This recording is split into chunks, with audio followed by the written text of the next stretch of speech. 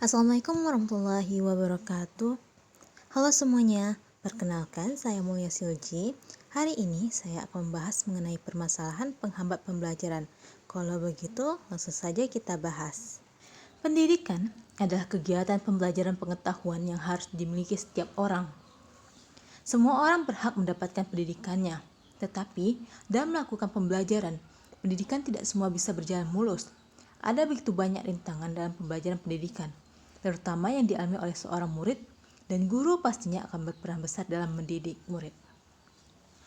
Dalam pendidikan pembelajaran murid, selalu memiliki permasalahan dalam belajarnya. Permasalahan yang dialami oleh murid ini bisa menghambat kegiatan belajar murid tersebut. Hambatan yang dihadapi oleh siswa dalam menempuh pendidikan terjadi dari berbagai faktor. Misalnya datang dari faktor keluarga, faktor lingkungan pertemanan, faktor pemahaman, bahkan faktor dari pendidikan itu sendiri. Lantas, apa saja penyebab dari faktor-faktor hambatan tersebut? Nah, mari kita bahas satu persatu. Faktor hambatan pendidikan pada murid yang disebabkan dari lingkungan keluarga. Pertama, murid memiliki masalah keluarga yang disebabkan oleh perkelahian orang tua ataupun perceraian orang tua. Hal ini dapat mempengaruhi psikis murid yang tidak siap dalam mengikuti pembelajaran di sekolah karena merasa keluarganya tidak harmonis dan tidak ada yang mendukungnya untuk menjalani hari-hari, terutama dalam menempuh pendidikan. Yang kedua, ekonomi keluarga yang sulit membuat murid tersebut tidak dapat menempuh pendidikan seperti murid pada umumnya. Karena kurangnya biaya ini tentu menghambat pembelajaran karena murid memiliki kebutuhan untuk belajar mereka seperti buku ataupun alat tulis lainnya. 3. Kekerasan yang dialami di lingkungan keluarga juga menjadi faktor rusaknya psikis seorang anak, sehingga ia tidak bisa berbaur dan sulit menerima proses pembelajaran dengan baik. Kemudian juga ada faktor hambatan pendidikan yang disebabkan lingkungan pertemanan.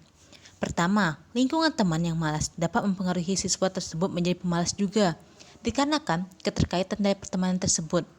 Kedua, tidak memiliki teman juga membuat seorang siswa memiliki hambatan ketika belajar, karena siswa tersebut merasa kesepian dan tidak memiliki teman untuk bertukar pikiran maupun pemahaman. Ketiga, bullying.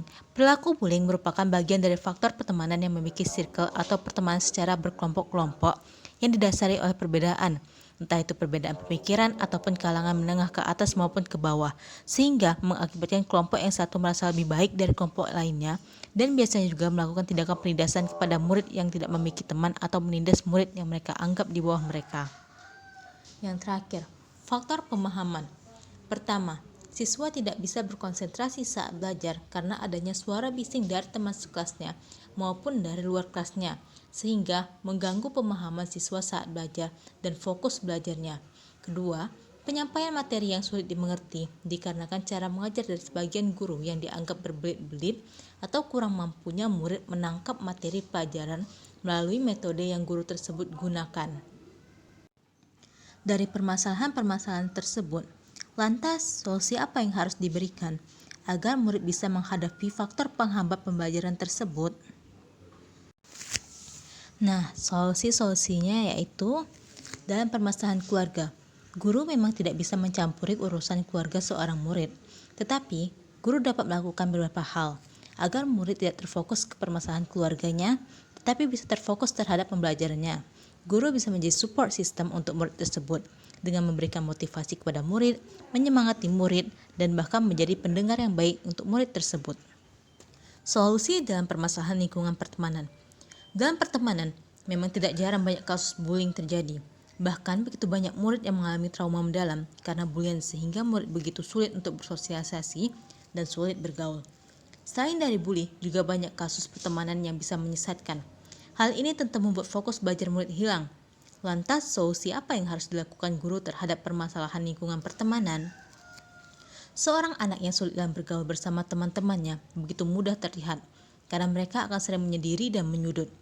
Guru bisa membantu murid dengan mendekatkan murid yang sulit bergaul bersama murid yang aktif, dengan cara menyatukan keduanya dalam pembelajaran kelompok dan meletakkan mereka duduk berdua dalam satu meja.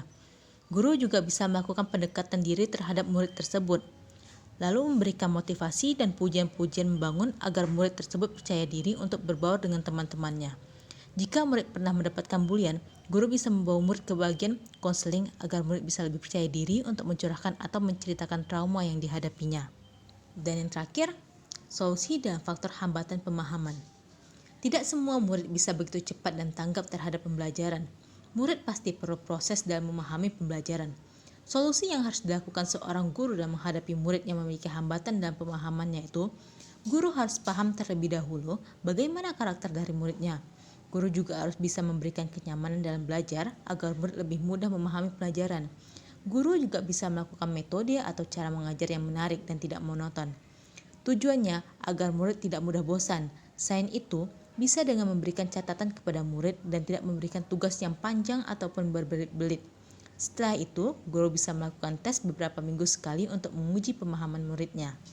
Nah, itulah faktor-faktor penghambat pembelajaran beserta solusinya. Pendidikan merupakan jembatan dalam mengemban sebuah ilmu.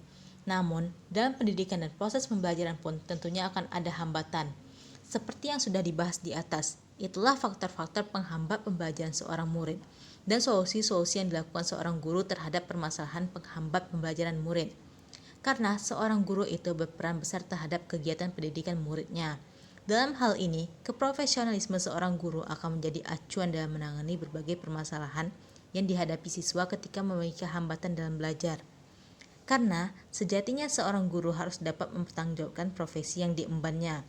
Bukan sekedar masuk kelas dan memberikan tugas saja, melainkan harus dapat memastikan seluruh muridnya bisa memahami materi yang diajarkan